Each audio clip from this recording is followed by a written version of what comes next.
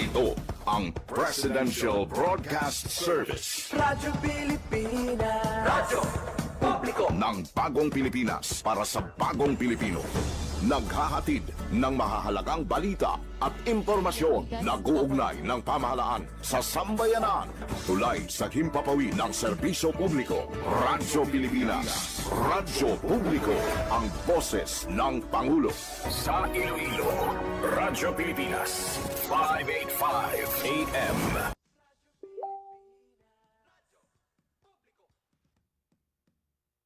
Oras sa Radyo Pilipinas, alas 9:05 sa aga.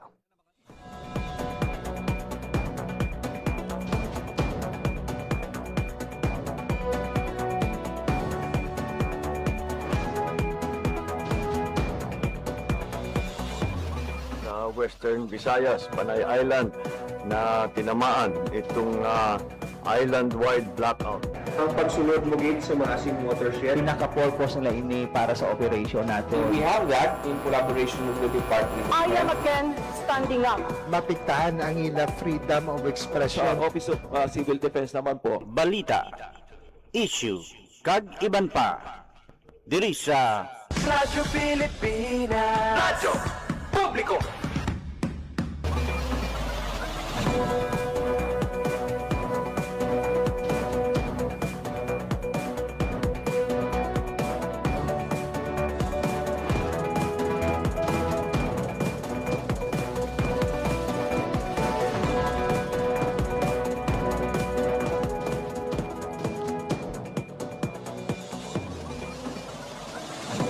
Mayong aga Pilipinas, mayong aga Western Visayas. Syudad kag probinsya sang Iloilo kag kutob sa malabutan sang amon pagserbisyo. Ding kaman gabahin sang kalibutan nagahatag kami sang katahuran. Mayong aga, good morning sa inyong tanan. Welcome sa isa naman kedisyon sang pagpangalagad sang programa Balita, Issue kag Iban pa. Adlaw kita karon sang Martes, Hulyo 28, tuig 2026. Mga biyan, inina ang ika-4 kag katapusan nga Martes karon nga bulan sang Hulyo, karon nga tuig 2026. Sa kinahanglan mga ingko po ninyo tubtob alas 9:55 subong iya nga aga. Ako ang inyo alagad JP Hervas. Sa aton mga sukitag palamati all over Western Visayas, sa mga taga-probinsya sa Aklan, Antique, Capiz, Guimaras, Iloilo, kag Subuman, sa mga kultura naton sa Negros Occidental. Bayad-ayad gid nga aga sa inyong nga tanan.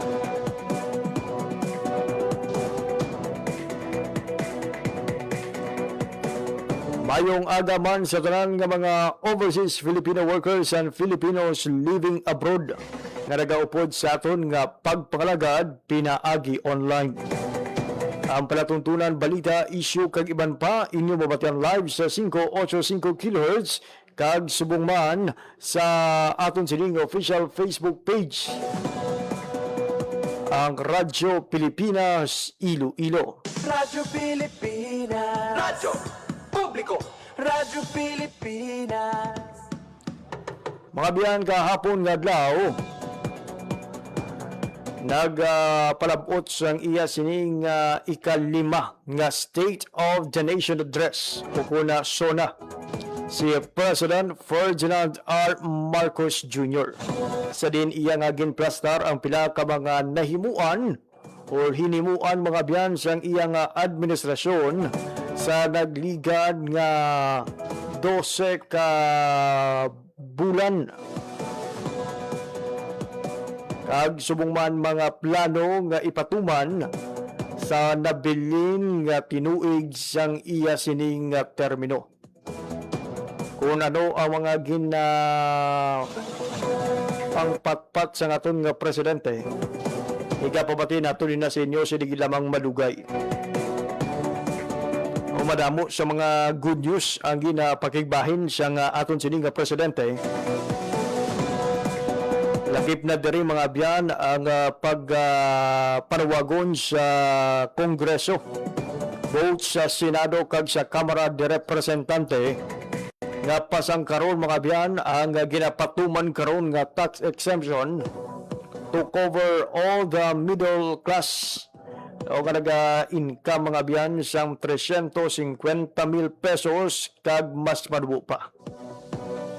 Saman sa ginaanunsyo ni Presidente kahapon ang tuhoy sa pagdula sa minimum corporate income tax sa mga magagmay nga mga negosyante at the same time mga biyan ang paghatag sang amnestiya sa mga napaslawan nga makabayad sang buwis.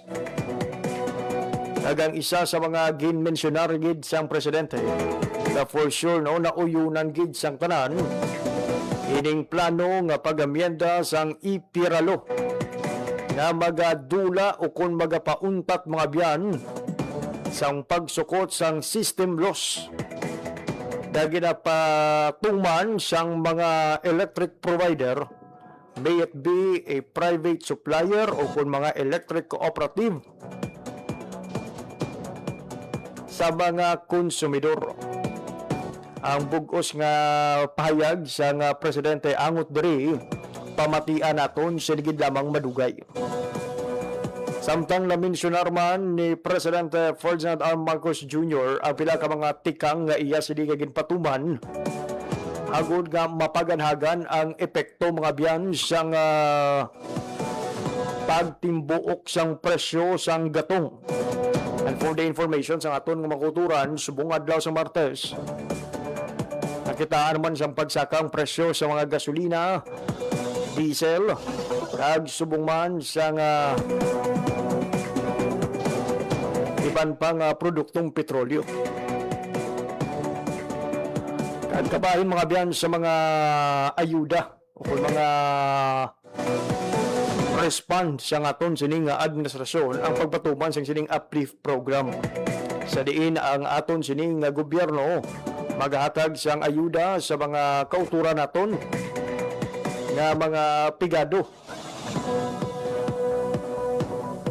mga benepisyaryo sa Pantawid Pamilyang Pilipino Program, sang Walang Gutong Program, no, ang mga nag-alapil nga mga poor and non-poor sa bahin sang CBMS nga ginpatuman sang Philippine Statistics Authority. Kag angot diri mga biyan, igapabati naton sa aton nga pagpangalagad subong aga ang pila ka pag-athag gagin hatag ni Director ni Lida Amular, ang direktor sang PSA Western Visayas. Kay madamo siya man nagapamangkot kag nagapalabot sang mga paramangkutanon sa ila sining opisina tuhoy sa pag-qualify sang ila sining pamilya sa CBMS. Nga isa naman sa mga talaksan o kung balasihan kung magabaton sang ayuda nga balor 2,000 pesos halin sa bulan sang Hulyo tubtob Disyembre ang isa ka pamilya. So ina mga biyan ang pila sa aton nga pag-istoryahan sa aton nga pagpakalagad sa mga adlaw sang Martes, Hulyo 28, 2026. Radyo Pilipinas. Radyo Publiko. Radyo Pilipinas. Pero antes kita magpatpat sa aton sining nga mga balita, check anay naton ang latest update sa lakat sang panahon. Hibalo naton sa Pag-asa Iloilo mga biyan ang mangin paniempo sa mga adlaw sang Martes. Lauban bala naton ang mainit o kung mapaang paniempo sa mga adlaw o kung maka-eksperyensya sa gapon sang pag-ulan ang aton sining syudad o kung pila pa ka mga kabanuhanan diri sa probinsya sang Iloilo.